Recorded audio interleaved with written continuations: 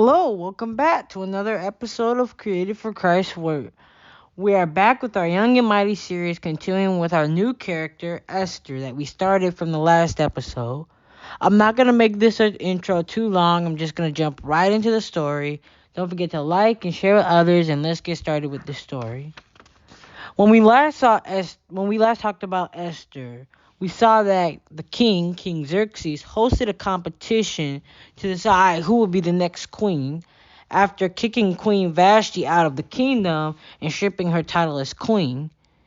We saw that the king chose Esther to be his queen out of all the young girls. So now that Esther is the queen, she has to live in the king's palace. It must have been a nice, big, and beautiful place. Esther stayed in a separate room from the king. Mordecai, her cousin, still checked on her regularly to see how she was doing, and he had a job working for the king. While Mordecai was on duty near the king's gate, he saw two of the king's eunuchs or servants who were guards at the door of the king's private quarters. The eunuchs' names were Bigthan and Teresh. These two eunuchs became angry at King Xerxes, but the Bible doesn't reveal why. But in their anger, the two eunuchs plotted to assassinate the king. Mordecai overheard their plot to kill the king and immediately reports this to his cousin Queen Esther. When Esther gets the news of an assassination plan from Mordecai, she then tells the king, and she makes sure to give her cousin credit. When the king heard what the queen told him, he made an investigation to see if the story was true. And eventually the story was proved right, so the king had the two men sentenced to death by impaling them with a sharpened pole. Sometime later on, Xerxes promoted a man named Haman over all the nobles in his palace. This makes him the most powerful official in the Persian Empire. Basically, that would make him second most powerful second most powerful between him and the king. So outside of the king, he was probably the most powerful outside of the king and queen. Haman, though, was not a good person morally. Haman was cocky, arrogant, and prideful. Haman thought that he was better than everyone else in the king's palace. Whenever Haman passed by, all the king's officials bowed down before him, paying him respect. Everyone bowed down except for Mordecai. People asked why he didn't bow down before Haman, but Mordecai refused to answer why. Every time he passed by Haman tried to get him to bow down. Yet numerous times, Mordecai still refused. This filled Haman with fury. This also made Haman develop a hate for Mordecai. Haman knew of Mordecai's nationality as a Jew. After he found out Mordecai's nationality, he didn't just want to figure out a way to get rid of Mordecai. He wanted to get rid of Mordecai and the Jews. He hated Mordecai and the Jews both. He hated both of them. And he had to figure out how to get rid of them. So then he came up with a scheme. One day, Haman appeared before King Xerxes, and in Esther 8-15, here's what Haman requested before the king. Then Haman approached King Xerxes and said, "There is a certain race of people scattered through all the provinces of your empire, who keep themselves separate from everyone else. Their laws are different from those of any other people, and they refuse to obey the laws of the king. So, it is not in the king's interest to let them live. If it please the king, issue a decree that they may be destroyed, and I will give 10,000 large sacks of silver to the government administrators to be deposited in the royal treasury." The king agreed, confirming his decision by removing his signet ring from his finger and giving it to Haman, son of Hammedatha, the Agagite, the enemy of the Jews. The king said, "The money and the people are both yours to do with as you see fit." So on April 17th, the king's secretaries were summoned, and the decree was written exactly as Haman dictated. It was sent to the king's highest officers, the governors of the respective provinces, and the nobles of each province in their own scripts and languages. The decree was written in the name of King Xerxes and sealed with the king's signet ring. Dispatches were sent by swift messengers into all the provinces of the empire, giving the order that all Jews, young and old, including women and children, must be killed, slaughtered, and annihilated on a single day. This was scheduled to happen on March 7th of the next year. The property of the Jews would be given to those who killed them. A copy of this decree was to be issued as law in every province and proclaimed to all peoples, so that they would be ready to do their duty on the appointed day. At the king's command, the decree went out by swift messengers, and it was also proclaimed in the fortress of Susa. So basically, Haman's scheme is to basically get the king to sign he schemed to get the king to sign a decree to annihilate the Jews, which would include Mordecai, on one day.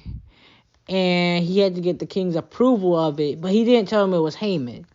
And mind you, Haman is the same guy who saved the king. So the king doesn't know that Mordecai is a Jew. So he just hears that there are a certain race of people. He doesn't know it's the Jews. He just said Haman just tells him there's a certain race of people who don't obey their laws, which is a lie. So he's basically lying to the king. And basically, by tricking the king allows Haman to write this law, and he approves of it. When the decree reached the Jews freaked out. They were confused as to why the king would make a decree to annihilate all the Jews in Persia. Mordecai tore his clothes in grief and put on sackcloth and ashes. They back then to put ashes on their head and to wear sackcloth, a type of clothing, was to represent mourning. It was a sign of mourning and grief. All the Jews wore sackcloth and ashes along with Mordecai and mourning, for they knew that soon they would die. Mordecai then realized that it was Haman. He thought to himself and realized that it might have been Haman, that it was Haman who might have convinced the king to sign the decree. In sackcloth and ashes, Mordecai went to the palace gates to see Esther. Esther saw him and wondered why he wore sackcloth in mourning. And because you don't usually wear those things unless you're grieving for someone or something. Esther asked her servant Hathach to see why her cousin was in mourning. He did as Esther said, and Mordecai explained to Hathach the king's decree for the Jews, and Hathach explained her cousin's message. Esther was shocked to hear this, but Mordecai also asked if Esther would go before the king to beg for mercy against the Jews. Now, Esther was like, she said no. And you're probably wondering, like, why couldn't she just... And she can't just go to the king and ask for mercy. You're probably wondering why. Why couldn't she go to the king to ask him a simple question? Well, back then, the laws were different, and you couldn't go to the king unless he calls for you. And the law says that unless the king calls you to him, you cannot appear uninvited to him. The penalty for that was death. Yet in Esther 4:13-17, here's what Mordecai tells Esther, and here's what Esther did in response to Mordecai's word. Because on the fence, she's saying, no, I can't go to the king. I could lose my life. No, I can't. Here's what Mordecai says. Esther 4:13-17. And Mordecai told them to answer Esther. Do not think in your heart that you will Do not think in your heart that you will escape in the king's palace any more than all the other Jews. For if you remain completely silent at this time, relief and deliverance will arise from the Jews from another place. But you and your father's house will perish. Yet who knows whether you have come to the kingdom for such a time as this. We'll talk about such a time as this later. Then Esther told them to reply to Mordecai, "Go, gather all the Jews who are present in Shushan, and fast for me. Neither eat nor drink for 3 days, night or day. My maids and I will fast likewise, and so I will go to the king, which is against the law, and if I perish, I perish." So Mordecai went his way and did according to all that Esther commanded him. So he's telling her that maybe God brought her to the kingdom for such a time as this.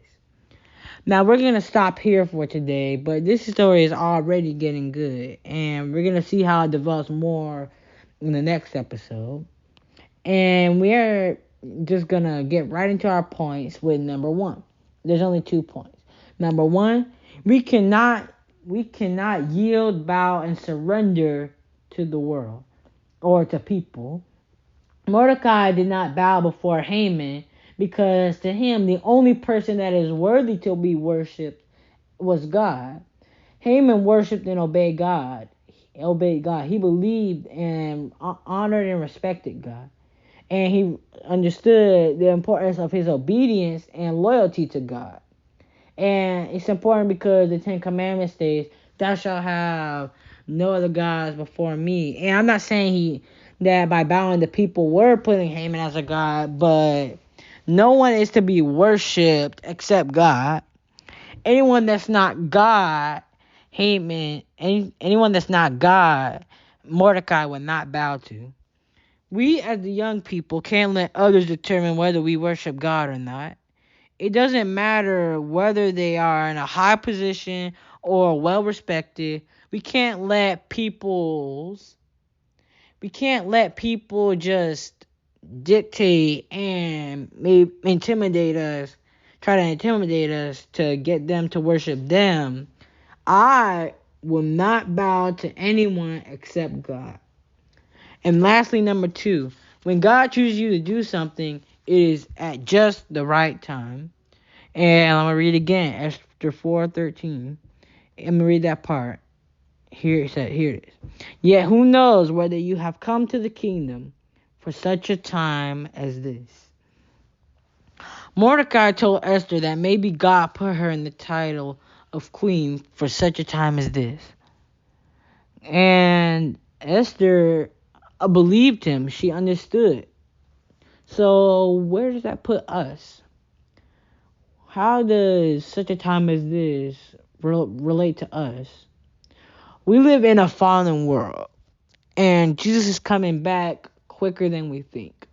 It seems like a while. People have been saying, you hear people all the time say, if you guys have been preaching if Jesus is coming back, then why is it taking so long? God's timing is different from our timing.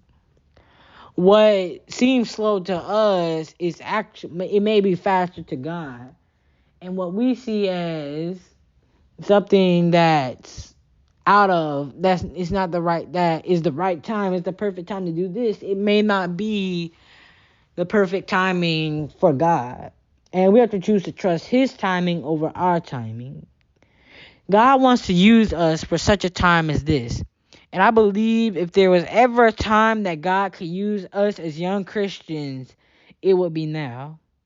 Now is the right time to be used by God. This is your time. It's time for us to rise up, to spread the gospel to as many people as we can, to demonstrate the power and the glory that God has demonstrated. And it's time for us to rise up. And we need to be a last day army of God. And we have to believe that this may be our time. If God could use us at any time, it would be now. Thank you for listening to Creative for Christ's work. I pray that you will be blessed, and I will see you next time.